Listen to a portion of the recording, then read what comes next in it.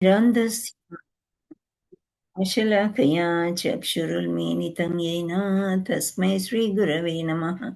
श्रीचैतन्यमनोभीष्टं स्थापितं येन भूतले स्वयं रूपा कदा मह्यं ददाति स्वपदान्तिकं वन्देऽहं श्रीगुरो श्रीयुतपदकमलं श्रीगुरून् वैष्णवाञ्च श्रीरूपं साग्रजातं सगणरघुनाथान्वितं तं सजीवं साद्वैतं सावधूतं परिजनसहितं कृष्णचैतन्यदेवं श्रीराधाकृष्णपादान् सगणललिता श्रीविशाखान्विताञ्च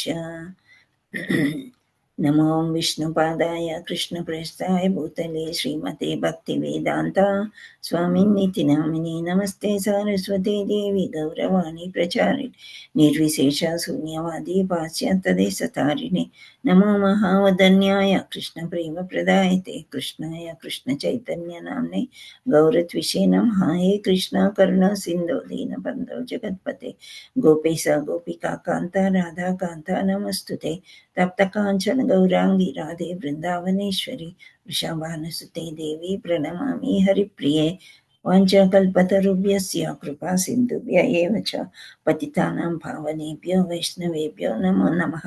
जय श्रीकृष्ण चैतन्य प्रभु नित्यानन्द श्री अद्वैत गदाधर श्रीवासादि गौरभक्तवृन्द हरे कृष्ण कृष्ण कृष्ण हरे हरे हरे राम राम राम हरे हरे। जय जय श्री चैतन्य जय नित्यानंद जय अद्वैत चंद्र जय गौर भक्त वृंद जय जय श्री चैतन्य जय नित्यानंद जय अद्वैत चंद्र जय गौर भक्त वृंद जय जय श्री चैतन्य जय नित्यानंद जय अद्वैत चंद्र जय गौरभक्तवृन्द। ॐ नमो भगवते वासुदेवाय। ॐ नमो भगवते वासुदेवाय। ॐ नमो भगवते वासुदेवाय। नारायणं नमस्कृत्य नरं चैव नरोत्तमं देवीं सरस्वतीं व्यासं ततो जयमुदीरयेत् नष्टप्रायेषु भद्रेषु नित्यं भगवते उत्तमश्लोके भक्तिर्भवति नैष्टिकी कृष्णाय वासुदेवाय देवकीनन्दनाय च नन्दगोपकुमाराय गोविन्दाय नमो नमः। मुखं करोति वाचालं पङ्गुं लङ्घयते गिरिमित्कृपातमहं वन्दे श्रीगुरुं दीनतारिणं परमानन्दमाधवं श्रीचैतन्य ईश्वर। नमो विष्णुपादाय कृष्णप्रेष्ठाय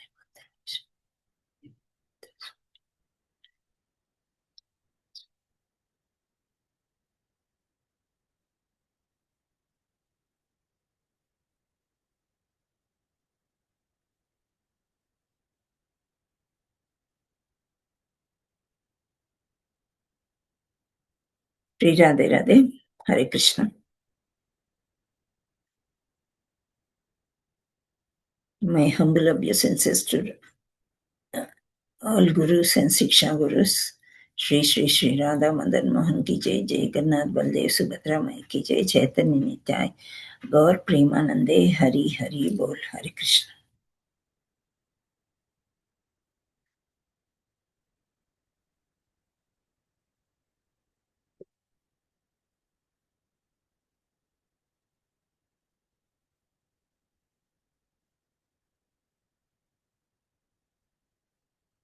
నిన్న మనం యదులకి అంటే యదువంశుల వాళ్ళకి అంటే ద్వారకాపురి వాసులకి మళ్ళీ సాల్వనికి మధ్య యుద్ధం బాగా జరిగింది. సో సాల్వనికి ఎలాంటి ఒక విమానం ఉండింది కదా, ఒక మాయా విమానం. ఆ విమానం ఏం చేస్తుంది? హరే కృష్ణ. భూమి మీద నడుస్తుందా, ఆకాశంలో ఎగురుతుందా? ఆకాశంలో మాతాజీ. ఆకాశంలో ఎగురుతుంది, కానీ భూమి మీద కూడా నడుస్తుంది. ఏది కావాలంటే అది మన విష్ని ఫుల్ఫిల్ చేస్తున్న విమానం అనమాట. సో ఆ విమానం ద్వారా అందరినీ విధ్వంసం చేయొచ్చు అని శాల్వుడు ఎవరికి ప్రార్థిస్తాడు? శివుడికి మాతాజీ. శివుడికి ప్రార్థించి ఆ విమానం అనేది పొందుతాడు. సో ఆ విమానం ద్వారా బాగా ఘోరమైన యుద్ధం చేస్తాడు. ఆ చివరికి ఏమవుతుంది, శాల్వుడు మూర్ఛపోతాడు. అటు తర్వాత ఇక్కడికి వచ్చేసరికి ప్రద్యుమ్నుడు బాగా యుద్ధం చేసి అతను కూడా బాగా గదతోని గట్టి దెబ్బ, సాల్వుని యొక్క రథసారథి ఒక స్నేహితుడు బాగా గట్టి దెబ్బ తగిలేసరికి అతను కూడా మూర్ఛపోతాడు. అప్పుడు లాస్ట్కి ఏం చేస్తాడు, ప్రద్యుమ్నుడి యొక్క రథసారథి అతని పేరు దారకుని కుమారుడు. సో ఆయన ప్రద్యుమ్నుడిని ఒక ప్రశాంతమైన స్థలానికి తీసుకువచ్చి సేద తీర్చుకున్న తర్వాత మళ్ళీ యుద్ధం చేయొచ్చు అని తీసుకువచ్చేస్తాడు. అప్పుడు ప్రద్యుమ్నుడు ఏమంటాడు, నన్ను తీసుకొని రావడం వల్ల నేను ఓడిపోయాను అనేసి అనుకుంటారు అనేసి చెప్తారు మాతాజీ ప్రద్యుమ్నుడు. నువ్వెంత పిరికివాడివని నేను అనుకోలేదు, నువ్వు నన్ను ఇక్కడికి తీసుకొచ్చేస్తావా, అందరు నన్ను ఏమనుకుంటారు అది ఇది అని అంటాడు. అప్పుడు ఈ రథసారథి అయిన దారకుని కుమారుడు అనమాట, ఆయన ఏమంటాడంటే ఇది నా కర్తవ్యము, రధికుడు కానీ సారథి కానీ ఇద్దరు పరస్పరంగా స్నేహితుల్లాగా ఉండాలి, ఒకరి బాధలు ఒకరు తెలుసుకోవాలి. సో నీవు మూర్ఛపోయావు కాబట్టి నా యొక్క విధి నేను నిర్వర్తించాను అని అంటాడు. అప్పుడు ఎవరికి ప్రద్యుమ్నుడికి తెలివి వచ్చిన తర్వాత అప్పుడు అర్థమవుతుంది అనమాట. అర్థమైన తర్వాత ఆ పరిస్థితి ఆయనకి బోధపడి లేచి ముఖము కాళ్ళు చేతులన్నీ కడుక్కుని మళ్ళీ యుద్ధానికి సన్నద్ధుడు అయ్యాడంట. మళ్ళీ యుద్ధం జరుగుతుంది అనమాట. ఇక్కడ 76వది అని ఉంది ఇక్కడ చాప్టరు, కొన్ని పుస్తకాల్లో 75 7 ఏదో ఉంటుంది. సో రథసారథి అయిన దారకుని కుమారితో మాట్లాడిన పిదప ప్రద్యుమ్నుడు ఉన్న వాస్తవ పరిస్థితి బోధపడెను. అందుచేత అతడు ముఖాను చేతులు కడుక్కొని తిరిగి యుద్ధానికి సన్నద్ధుడయ్యాడు. తిరిగి విల్లులను బాణాలను సమకూర్చుకొని సాల్వుని సేనాది ఉన్న స్థలానికి రథాన్ని తోలుకొని పొమ్మని సారథిని ఆజ్ఞాపించాడు. సో ప్రద్యుమ్నుడు రణరంగం నుండి దూరంగానున్న కొద్ది కాలంలో సాల్వుని సేనయగు ద్యమంతుడు యదువంశ సైన్యాలని చికాకు పరప సాగెను. అంటే ఎప్పుడైతే లీడర్స్ ఉండరో అప్పుడు ఈ చిన్న చిన్న వాళ్ళు ఉంటారు కదా, వాళ్ళే హీరోలు అనుకుని ఆపోజిట్ సైన్యాన్ని చితకబాదుతున్నారంట. సో ఇక్కడ చిరాకు పడేటట్టు చేస్తుంటారు. రణరంగానికి తిరిగి వచ్చిన ప్రద్యుమ్నుడు వెంటనే అతన్ని ఎదుర్కొని వానిపై 8 బాణాలు ప్రయోగించను.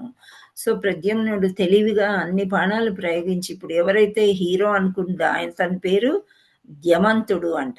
సో ఆ ద్యమంతుడు అనే అతను సాల్వుని వైపు ఉన్న అతను యదువంశ సైన్యాన్ని పైన విరుచుకుపడ్డాడు. సో అప్పుడు వెంటనే ప్రద్యుమ్నుడు ఒక్కటేసారి 8 బాణాలు వేశారంట. 4 బాణాలు అతని గుర్రాలకు, 1 బాణం సారథిని, మరొక బాణంతో అతని వింటిని, ఇంకొక బాణంతో అతని ధ్వజాన్ని ఖండించి 8వ బాణంతో అతని దేహం నుండి శిరస్సును వేరు చేసెను. చూసారా ప్రద్యుమ్నుడు ఎంత పరాక్రమవంతుడు, ఒకటేసారి అట్ వన్ టైం 8 యారోస్ అనమాట.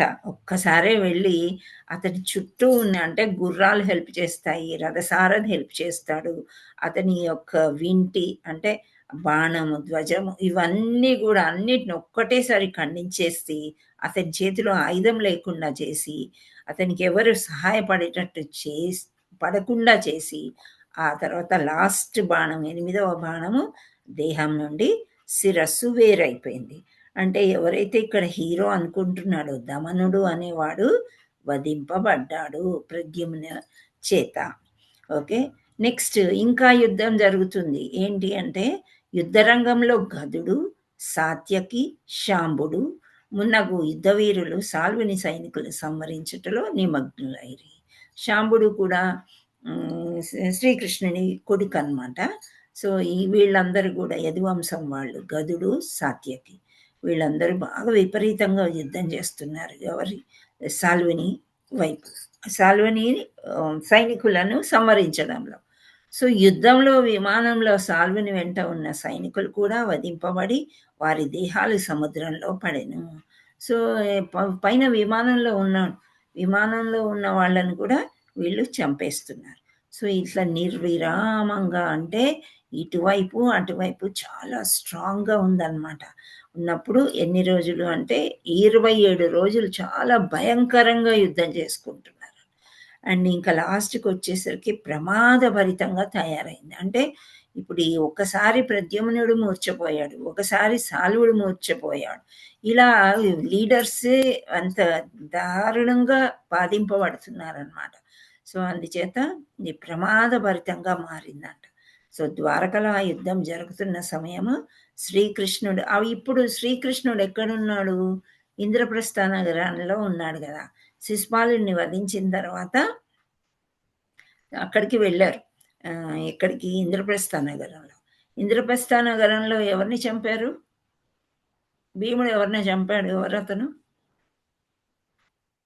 Hare Krishna. Very good. Yes, జరాసంధుడు. Very good. సో జరాసంధుడిని చంపాలి అని చెప్పేసి అక్కడికి వెళ్ళారు. ఎందుకు? జరాసంధుడు అడ్డం పడుతున్నాడు కదా, రాజసూయాగం చేయాలి యుధిష్ఠరుడు, దానికి అడ్డం పడతాడేమో అని అక్కడికి వెళ్ళారు. సో అక్కడికి వెళ్ళేసరికి ఇక్కడ యుద్ధం జరుగుతుంది. అప్పుడు ఈ పరిస్థితి కృష్ణుడు అర్థం చేసుకుని అక్కడి నుండి పాండవుల దగ్గర పర్మిషన్ తీసుకొని రావాలి అని ఆలోచిస్తున్నాడు. సో ఆ యుద్ధం జరుగుతున్న సమయంలో శ్రీకృష్ణుడు ఇంద్రప్రస్థాపురంలో పాండవుల దగ్గర ఉండేది. ఈ యుద్ధము రాజసూయాగం ముగిసి శిశుపాలుని వద్ద జరిగిన అనంతరం ప్రారంభమైంది. సో శిశుపాలుడు ఎప్పుడైతే చనిపోయాడో రాజసూయాగం కూడా చేపట్టారు. ఆయన ఒక్కరే కదా అడ్డం ఉండేది. సో రాజసూయాగం ముగిసిన తర్వాత ఈ యుద్ధం ప్రారంభమైందంట. సో ద్వారకానగర్ ప్రమాదభరితమైన స్థితిలో ఉందని వినగానే శ్రీకృష్ణుడు పాండవ వంశంలోని అతి పెద్దల దగ్గర అనుమతి పొంది, ముఖ్యంగా మేనత్త కుంతీదేవి అనుమతిని తీసుకుని వెంటనే ద్వారకా నగరానికి పయనమయ్యారంట. ద్వారక వస్తున్నారు కృష్ణుడు. సో శిశుపాలుడు అనంతరం వధ తర్వాత బలరామునితో కలిసి కృష్ణుడు హస్తినాపురానికి వెళ్ళిన సమయం శిశుపాలుని అనుచరులు ద్వారకపై దండెత్తురని ముందుగానే ఆయన ఊహించెను. ఇప్పుడు శిశుపాలుడు కూడా ఈ శిశుపాలుడి యొక్క ఫ్రెండ్స్ కదా వీళ్ళందరూ కూడా స్నేహితులు.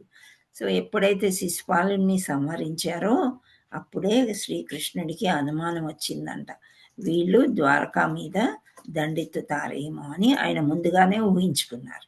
సో ద్వారకా చేరుకోగానే కృష్ణుడు ఆ ప్రమాదభరితమైన స్థితిలో ఎలా ఉంది అని ఆయనకు అర్థమయ్యి అన్న బలరాముడు నగర రక్షకై ఒక కీలక ప్రాంతంలో నిలిపి ఒక నగరంలో బలరాముని అన్నా నీవు ఇక్కడ ఉండి వీళ్ళని రక్షించు అని చెప్పి సారథిని, దారుక నన్ను వెంటనే సాల్వుడున్న స్థానాన్ని తీసుకుని వెళ్ళు.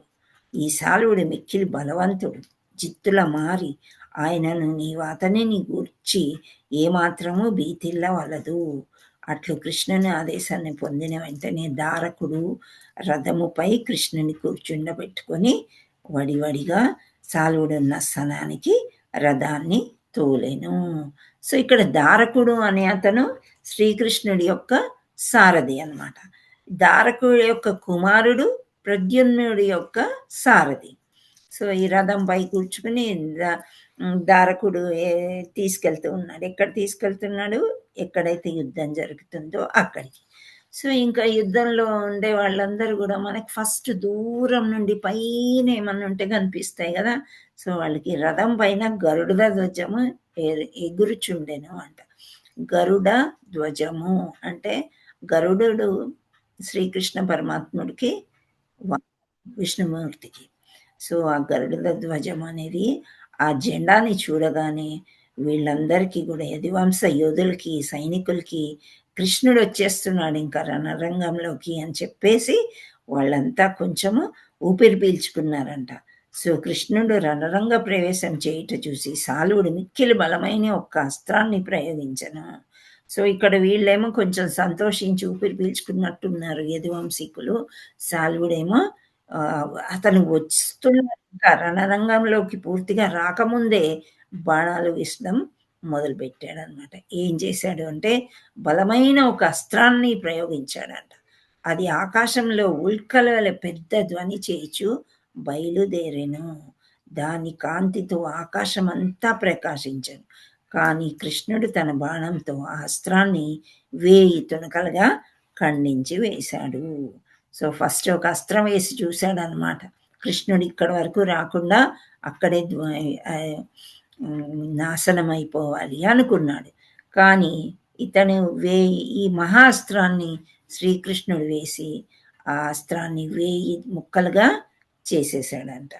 ఆ తర్వాత కృష్ణుడు శాల్వపై మొదటి 16 బాణాలు విడిచి పిమ్మట బాణవర్షము కురిపించెను. ఇంకా శాల్వుణ్ణి ఊపిరి పీల్చుకోనీయకుండా 16 బాణాలు వేశాడంట ముందు.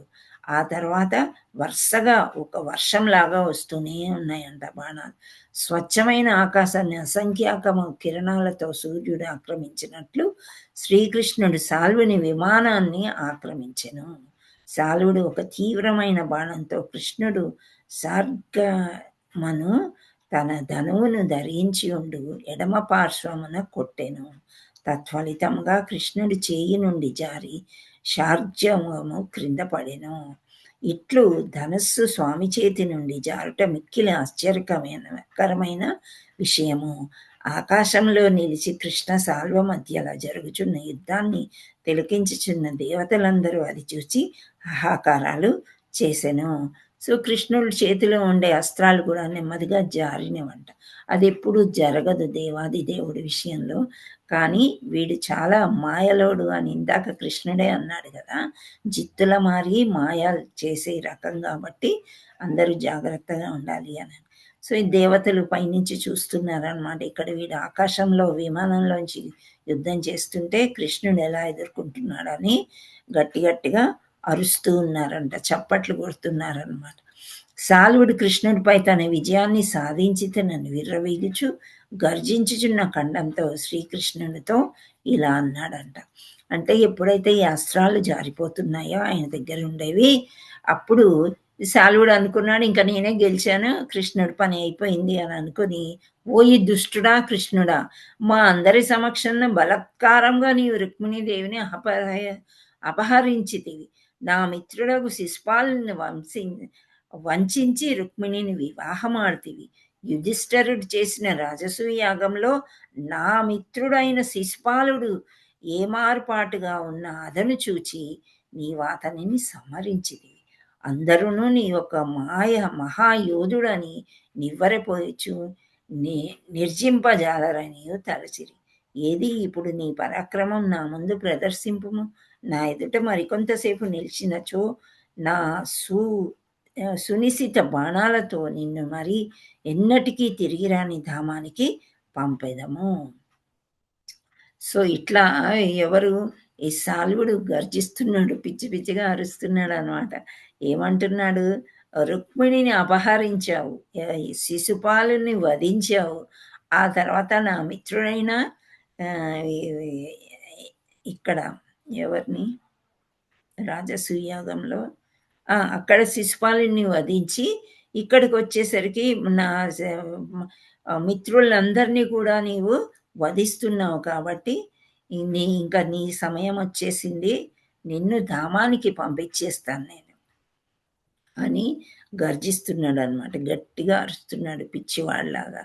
సో, అప్పుడు దేవతలకి అందరికీ కూడా ఒక మందహాసము, నవ్వు కూడా వస్తుందన్నమాట. ఎందుకంటే ఈ అజ్ఞానంలో ఒక్కోసారి మనం ఎలా అంటే అపోజిషన్ పార్టీ ఎంత స్ట్రాంగ్ ఉందని కూడా మనం తెలుసుకోమన్నమాట. అందులో దేవాది దేవుడు అనేది మర్చిపోయారు వీళ్ళందరూ కూడా. మర్చిపోయి ఈ విధంగా మాట్లాడతారు, నేనే పెద్ద యోధుడిని అనుకుంటున్నాడు శాల్వుడు. సో, ఆ మాటలకి శ్రీకృష్ణుడు బదులు పలికాడంట. మూఢుడా అంటే ఓ అజ్ఞాని శాల్వా, నీవు విహరహితమైన ప్రలాపాలు చేయుచున్నావు. సో, ప్రలాపాలు అంటే అపోహలో ఉండి మనం ఏదో పిచ్చి వాగుడు అనమాట, మనమే గెలిచినట్టు మాట్లాడుతూ ఉంటాం కదా. ఒక్కొక్కసారి కొన్ని సిగ్నల్స్ వస్తాయి, మనం ఎగ్జామ్ రాయకముందే పాస్ అయిపోయినట్టు, ఫస్ట్ డివిజన్ వచ్చినట్టో, లేకపోతే ఇంకేదో కూడా ఇంకేదైనా జాబ్‌కి అప్లై చేస్తే వచ్చి అలా అనుకుంటాము. కానీ తర్వాత మనకి ఆ డిసప్పాయింట్‌మెంట్ వచ్చినప్పుడు బాధ ఉంటది. సో, ఆ ప్రలాపాలు ఎక్కువగా కొందరు చెప్పుకుంటారు పిల్లల గురించి గూడా. ఓహ్! మా కొడుకుకేంటి, మా కూతురికేంటి వాళ్ళు ఫస్ట్ డివిజన్‌లో పాస్ అయిపోతారు. వాళ్ళు ఇలా, అలా అని చెప్పేసి. కానీ అది అవ్వకపోయేసరికి బాధ వస్తుంది. సో, అందుచేత మనం ఎప్పుడూ అణిగిమణిగి దాసుల్లాగే ఉండడానికి ప్రయత్నం చేయాలి. కానీ వీడు అజ్ఞానంతో ఈ సాల్వుడు అనే అతను ఏం చేస్తున్నాడు? ప్రలాపాలు చేస్తున్నాడు. అంటే విర్రవీగి నిన్నే అంతం పట్టిస్తా, నిన్ను ధామానికి పంపిస్తా అని అంటున్నాడు. ఇప్పటికే నీ శిరస్సుపై మృత్యువు ఆదేశించిన సంగతి నీవు గుర్తించుట లేదు. సో, దేవాది దేవుడికి ఇంక అర్థమైపోయింది. ఎలాగైనా వీడిని వధించేసేయాలి. లేదు అంటే ఇంతమంది సైన్యం నష్టపోతున్నారు గదా! అని. సో, మృత్యువు నీ తల మీదే ఉంది. ఆ సంగతి నువ్వు గుర్తించట్లేదు అని చెప్తున్నాడు. నిజమైన వీర్యులు వ్యర్థ ప్రలాపాలకి దిగరు. సో, అదే అన్నమాట. ఇప్పుడు ప్రద్యుమ్నుడు గాని, శాంబుడు గాని, ఈ యదువంశీకులు గాని ప్రాక్టికల్లీ యుద్ధం చేస్తున్నారు. అంతేకాని మేమిలా, అలా అని చెప్పేసి ఎవ్వరు ప్రలాపాలు చేయట్లేదు. నిజమైన వీరులు వ్యర్థమైన ప్రలాపాలు దిగరు అని చెప్తున్నారు. తమ చేతులతో తమ పరాక్రమాన్ని ప్రదర్శింతురు. సో, వాళ్ళ దగ్గర ఏమైతే ఎనర్జీ ఉందో అది ప్రదర్శించి గెలవడానికి ప్రయత్నం చేస్తారు గానీ, ఇట్లా మాట్లాడరు అని చెప్తున్నారు. సో, ఇట్లు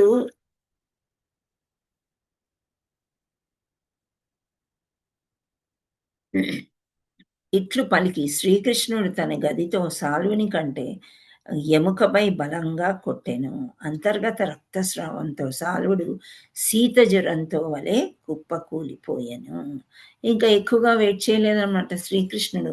ఇప్పటికే బాగా నష్టం జరిగిపోయింది. చాలా భయంకరమైన యుద్ధం జరుగుతుంది కాబట్టి ఇంకా వీడితో మాటలేం లేదు అని అతని గద తీసుకొని గట్టిగా ఎముక పైన కొట్టారంట. కొట్టేసరికి రక్తాలు కారుకుంటూ హరే కృష్ణ ఒక్క నిమిషం. హలో! నేను అన్నీ అందులో పెట్టిన ప్రకాష్ దాంట్లో తీసి చదవండి.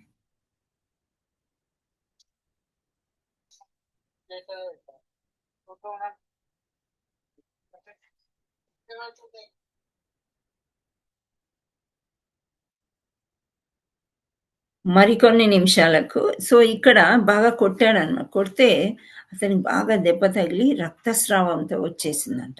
వచ్చేసి శీత జ్వరం వలె కుప్పకూలిపోయాడు. అంటే చల్లబడిపోయాడన్నమాట ఇక. చల్లబడిపోయి కుప్పకూలిపోయాడంట. కృష్ణుడు మరియొక్కసారి గదతో కొట్టబోవునంతలో సాల్వుడు తన శాంబరి విద్య సహాయమున అంతర్హితుడై పోయెను.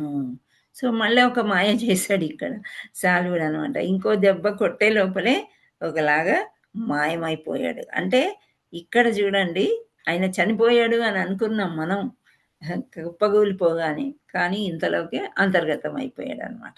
సో, మరికొన్ని నిమిషాలకు ఒక విచిత్రమైన అజ్ఞాత వ్యక్తి పెద్ద పెట్టెను రోదించుచూ వచ్చి శ్రీకృష్ణుని చరణారవిందములపై పడి ఇట్లు విన్నవించెను. సో, ఇక్కడ మనం సినిమాల్లో చూస్తూ ఉంటాం గదా! హీరో మంచి టైంలో యుద్ధం అంటే విలన్‌తోని పోట్లాడే సమయంలో హీరో దగ్గరికి ఒకడొస్తాడు. వచ్చి మీ అమ్మ, నాన్నని బంధించారు. లేకపోతే వాళ్ళని చంపేస్తారు. ఇలాంటివేదో చెవులో చెప్తారనమాట. అలా వచ్చాడంట ఒకడు. వచ్చి నీవు మీ తండ్రి వసుదేవుని ముద్దు పట్టివి కావున నీ తండ్రిని సాల్వుడు బంధించి పోయెనని దుర్వార్తను నీకెరిగమని నీ తల్లి దేవకీదేవి నన్ను పంపింది. ఒక కసాయివాడు పశువును తోలుకొని పోయినట్లు అతడు నీ తండ్రిని కొనిపోయెను. సో, ఇక్కడ ఎవరు చెప్పినా నమ్మడని చెప్పేసి ఇక్కడ ఇతను వచ్చిన వాడేం చెప్తున్నాడంటే, సాల్వుడు ఏం చేశాడనుకుంటున్నావు? నీ తండ్రిని ఒక గొర్రెపోతుని ఈడ్చుకొని పోయినట్టు ఈడ్చుకొని పోతున్నాడు. దేవకీదేవి నీ తల్లి నీకు చెప్పమని నన్ను పంపింది అని చెప్పాడు. ఇంకా ఎంత దేవాది దేవుడైనా ఎవ్వరైనా గాని ఇటువంటి దుర్వార్త వినగానే శ్రీకృష్ణుడు ఒక సామాన్య మానవుడిలాగా కొంచెము కలవరపడ్డాడంట. సామాన్య మానవులైతే ఏం చేస్తారు, ఇక్కడ అన్నీ వదిలిపెట్టేసి తల్లిదండ్రి కోసం పరిగెడతారు కదా. సో ఇతను కూడా అలాగే చేశాడు. శ్రీకృష్ణుడు కూడా ఫస్ట్ అలా అనుకుని ఆయన వదనంలో ఒక శోక చిహ్నాలు కనిపించాయి. జాలి గొల్పు కంఠంతో ఆయన ఇట్లు విలపించసాగెను. ఇది ఎట్లు సంభవము? మా అన్న బలరాముడు అచ్చటనే ఉన్నాడు కదా, ఇక్కడ బలరాముని ఉంచాడు కదా కాపలా, నగరవాసుల్ని చూసుకో అని చెప్పేసి. ఆయన ఉండగా ఇది ఇలా జరగకూడదు కదా అని కృష్ణుడు బాగా ఆలోచించాడనమాట. సో ద్వారకా నగరం ఆయన రక్షణలో ఉంది. ఆయన నిరంతరము అప్రమత్తంగా ఉంటాడు. సాల్వుడు ఎట్లు ద్వారకా నగరం ప్రవేశించి నా తండ్రిని బంధింపగలిగాను. సో ఇదేదో మాయలాగా ఉన్నట్టుంది అని చెప్పేసి అనుకుంటాడు. అనుకొని ఇలా ఆలోచిస్తుండగానే శ్రీకృష్ణుడు ఇట్లు చింతించుచుండగా సాల్వుడు తన తండ్రి అగు వసుదేవుని పోలిక వ్యక్తిని అచ్చటికి కొని వచ్చెను. సో ఇక్కడ సాల్వుడు ఎలాంటి మాయ అయినా చేయగలుగుతాడు అనమాట. సేమ్ వసుదేవుడు లాంటి ఒక వ్యక్తిని అక్కడికి పట్టుకొచ్చారంట యుద్ధరంగానికి. సో ఈ మిథ్యారూపములన్నీ సాల్విని సాంబరీ విద్య చేత కల్పింపబడినవి. సో అప్పుడు శ్రీకృష్ణుడికి తెలిసిందనమాట, ఓ వీడికి ఈ విద్యలన్నీ వచ్చు కదా, అందుకని ఈ మాయా వసుదేవుడే అయి ఉంటాడు, నా తండ్రి కాదు అని శ్రీకృష్ణుడికి తెలుసుకోగలిగాడు. తెలుసుకుని సాల్వుడు శ్రీకృష్ణుడితో ఇట్లు దుష్టుడా కృష్ణ, ఇటు చూడు, నిన్ను కడుపార కన్న తండ్రి ఇదిగో, నేను నీ కన్నుల ఎదుట వీనిని ఎట్లు వధించునో చూడుము, నీకు బలమున్నచో వీనిని కాపాడుము అమ్మా అని సాల్వుడు అంటున్నాడు. సో నీ కన్న తండ్రిని నీ కళ్ళ ముందే చూడు, చంపేస్తాను, చూసుకో అని చెప్పి. ఆ మాయలమారి సాల్వుడు ఇట్లా మాట్లాడుతూనే శ్రీకృష్ణుని కట్టెదుట అకుహన వసుదేవుని శిరస్సును ఖండించెను.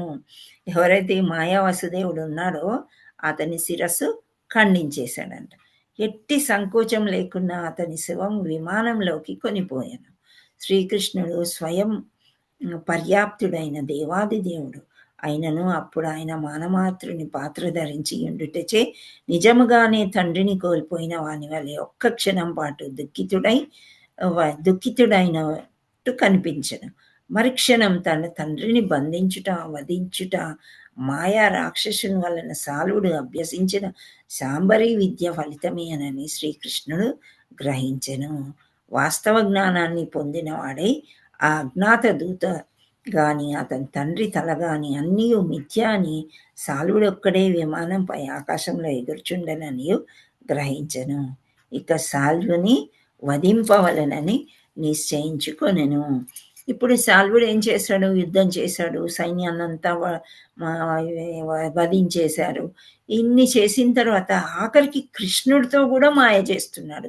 ఎప్పుడైతే కృష్ణుడు గదతో కొట్టాడో పూర్తిగా ఏంటి ఊపిరి అంటే ఆగిపోయినట్లు, శ్వాస అందనట్లు పడిపోయాడు కదా, రక్తసిక్తమై పడిపోయినట్లు ఉండి కూడా ఆ తర్వాత మాయమైపోతాడు. మాయమైపోయి కృష్ణుడితో కూడా మాయ ఆటకాలు ఆడుతున్నాడు అనమాట. ఏంటంటే ఒక మనిషిని పంపించాడు, ఆ తర్వాత వాళ్ళ తండ్రిని చూపించి ఆ మాయా వసుదేవుణ్ణి ఛేదించాడు, శిరస్సుని ఛేదించి ఆ శవాన్ని తీసుకుని విమానంలో కూర్చోబెట్టుకొని వెళ్తున్నాడు. సో ఇవన్నీ బాగా ఒక నిమిషం బాధపడ్డాడు కృష్ణుడు. ఆ తర్వాత మళ్ళీ బాగా ఆలోచించాడు అనమాట.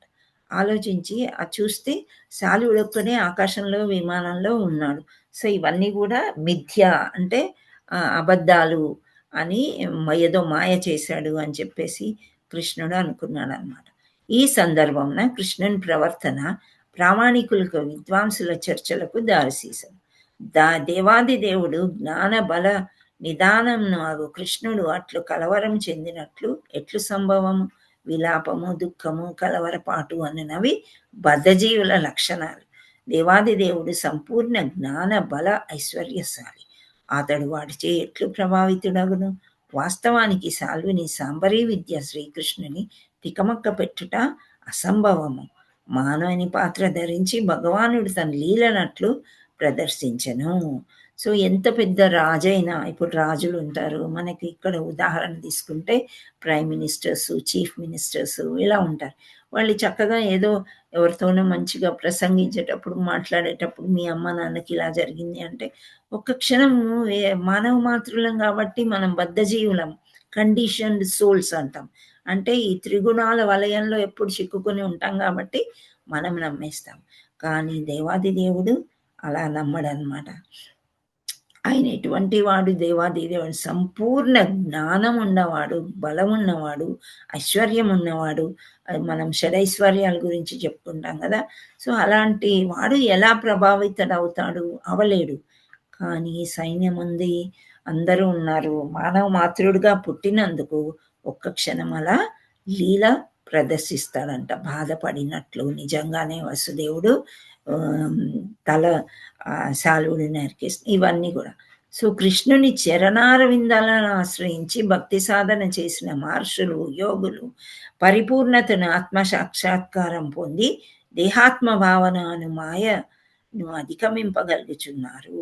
అట్టి మహర్షులకు, యోగులకు శ్రీకృష్ణుని జీవిత పరమ లక్ష్యము అట్టి ఎడ సాల్వుని మాయకు శ్రీకృష్ణుడు తికమక పడుట ఎట్లు సంభవించును. సో భగవంతుణ్ణి సేవించిన మనకే ఈ పిచ్చి పిచ్చి నమ్మడానికి ఇష్టం ఉండదు. క్లాస్ తీసుకునేటప్పుడు ఫోన్ వస్తే అది ఎంత ఇంపార్టెంటా ఏంటి అని పెద్దగా ఆలోచించాం. వద్దులే ఇప్పుడు తర్వాత మాట్లాడచ్చు అని మనమే అనుకున్నప్పుడు, ఇంకా మహర్షులు ఉంటారు ఎప్పుడు కృష్ణనామాన్ని చేసేవాళ్ళు, యోగులు ఉంటారు, వాళ్ళ జీవిత పరమ లక్ష్యమే శ్రీకృష్ణుడు. సో అలాంటి వాళ్ళే నమ్మరు. అలాంటి వాళ్ళు శ్రీకృష్ణుని మంత్రము జపం చేసిన వాళ్ళే ఇలాంటి వాటికి తికమక పడనప్పుడు శ్రీకృష్ణుడు ఎలా తికమక పడతాడు? అది కాదు అని చెప్తున్నారు ఇక్కడ. తుది నిర్ణయం ఏమనగా శ్రీకృష్ణుని కలవరపాటు దేవాది దేవుడుగా ఆయనకు గల మరి యొక్క ఐశ్వర్యము. అది కూడా ఆయన యొక్క కళ అన్నమాట. ఇలా కలవరపాటు పడడము అంటే మనుషులు సామాన్యంగా ఎలా చేస్తారో అలా చేశాడు. సో అది కూడా ఒక ఐశ్వర్యము అని చెప్తున్నారు. సో శ్రీకృష్ణుడు తన మాయా ప్రదర్శన చూసి కలవరపాటు చెందనని భ్రమించిన సాల్వుడు ద్విగుణీకృత్యోత్సాహంతోనూ బలంతోనూ స్వామిని ఎదుర్కొని ఆయనపై శిరవృష్టి కురిపించెను. శరవృష్టి. సో ఇక్కడ ఇంకా సాల్వుడు రెచ్చిపోతున్నాడు అనమాట. ఓ తండ్రిని చంపేస్తే శ్రీకృష్ణుడు బాధపడుతున్నాడు, ఇంకా బలమంతా లేదు, శ్రీకృష్ణుడు యుద్ధం చేయలేడు అనుకొని ఆయన ఫుల్గా రెచ్చిపోతున్నాడు. రెచ్చిపోయి ఇంకా డబుల్ అనమాట, ద్విగుణీకృతోత్సాహము. ఉత్సాహం అంటేనే చాలా సంతోషము, యాక్టివ్గా ఉండడం. ఇంకా దాన్ని డబల్ అయిపోయి అవన్నీ చేసుకొని ఉత్సాహంగా ఉన్నాడంట. ఇంకా ఎక్కువగా శరవృష్టి, బాణాల వృష్టి కురిపిస్తూ ఉన్నాడు అనమాట కృష్ణుని మీద. కానీ సాల్వుని ఆ ఉత్సాహం అగ్నిలో దుముకబోయు మిడత ఉత్సాహంతో సరిపోల్చదగి ఉండెను. మిడతలు ఈ అగ్నిని చూస్తూ ఉంటే పరిగెత్తుకుంటూ వస్తాయంట. ఈవెన్ మినుగురు పురుగులు లైట్ని చూస్తే ఎలా వస్తాయో అలా అవి చచ్చిపోతాయని వాటికి తెలుసు, అయినప్పటికీ అట్రాక్ట్ అవుతాయి అన్నమాట. సో ఇక్కడ సాల్వుడు అలా ఇప్పుడు మృత్యు దగ్గరకు వచ్చేసినా కానీ ఒక ఎలాంటి బలం ఆయనకి ఎక్కువగా వచ్చేసింది. అపారమైన బలంతో శ్రీకృష్ణుడు విడిచిన బాణాలను సాల్వుడు గాయపరిచినవి. అతని కవచము, విల్లు, మణులు పొదిగిన శిరస్థానము అన్నీ తునాతునకలైపోయినాయి. కృష్ణుడు తన గదతో కొట్టిన ఒక పెద్ద ప్రహారం వలన అద్భుతమైన సాల్వుని ఆ విమానము తిత్తులైపోయి సముద్రంలో పడిపోయింది. ఇప్పుడు ఈ మాయా విమానాన్ని ఫస్ట్ కూల్చేశాడు అనమాట శ్రీకృష్ణుడు. ఆయన బాణాలు వేసి విల్లు, మణులు అన్నీ పోయినాయి. విమానం ఒకటే మాయా విమానం ఉన్నింది. సో అది కూడా సముద్రంలో పడిపోయిందంట, తునాతునకలైపోయి. సాల్వుడు అప్రథమంగా నుండి భగ్నమైన తన విమానంతో పాటు నశింపకుండా తుది క్షణంలో అందుండి నేల మీదకి దుమికెను. సో ఇప్పుడు మనం రాకెట్స్ అవి చూస్తూ ఉంటాం కదా, పెద్ద మంటలు వచ్చి సముద్రంలో పడిపోతుంది. అది దాంట్లో ఉండే వాళ్ళు పారాషూట్లో దూకారా సరే బతుకులేదంటే, సాల్వుడు తెలివిమంతుడు కాబట్టి తుది సమయాల విమానంలో నశింపకుండా భూమిపైకి దూకి పరిగెత్తుతున్నాడంట. ఇంక భయమేసిపోయిందనమాట. You can just imagine villain ఎలా పరిగెడుతూ ఉంటాడు, హీరో నడుస్తాడు, విలన్ పరిగెడతాడు గదా!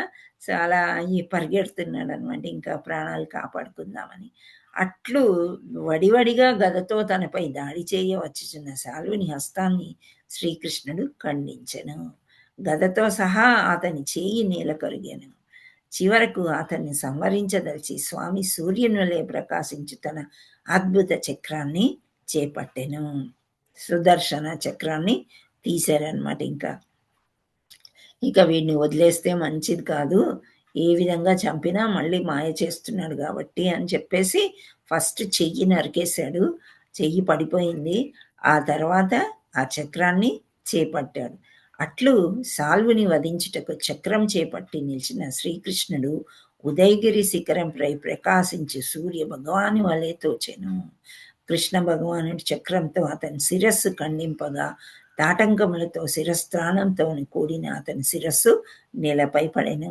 వాళ్ళు శిరస్సు మీద కూడా ఎన్నో పెట్టుకుంటారు కదా, ఎన్నో మణులు మాణిక్యాలతో చేయబడ్డ కిరీటాలు. సో ఇవన్నిటితో పాటు శిరస్సు నేలపై పడిపోయిందంట. ఈ విధంగా స్వర్గాధిపతి అయిన ఇంద్రుడు వృత్తాసురుని వధించిన రీతిగా శ్రీకృష్ణుని సాల్వుని సంహరించను. సో వృత్తాసురుడు అనే రాక్షసుని ఇంద్రుడు ఎలాగైతే వధించాడో అదేవిధంగా శ్రీకృష్ణ సాల్వుని సంహరించారు అని చెప్తున్నారు. సాల్వుని సంహరింపగానే అతనిపై సైనికులందరూ పెద్ద పట్టున హాహాకారాలు చేయిచు విలపించసాగిరి. ఇట్లు సాల్వుని పరివారం విలపించుచుండగా ఊర్ధ్వలోకం నుండి దేవతలు శ్రీకృష్ణుడిపై పుష్పవృష్టి కురిపించి వివిధ వాద్యాలు మ్రోగించి ఆయన విజయాన్ని కీర్తించిరి. జై హో జై హో శ్రీకృష్ణ అని, దేవాది దేవుడికి జై అని ఇవన్నీ అరుస్తూ చక్కగా పువ్వుల వర్షాన్ని కురిపించారంట.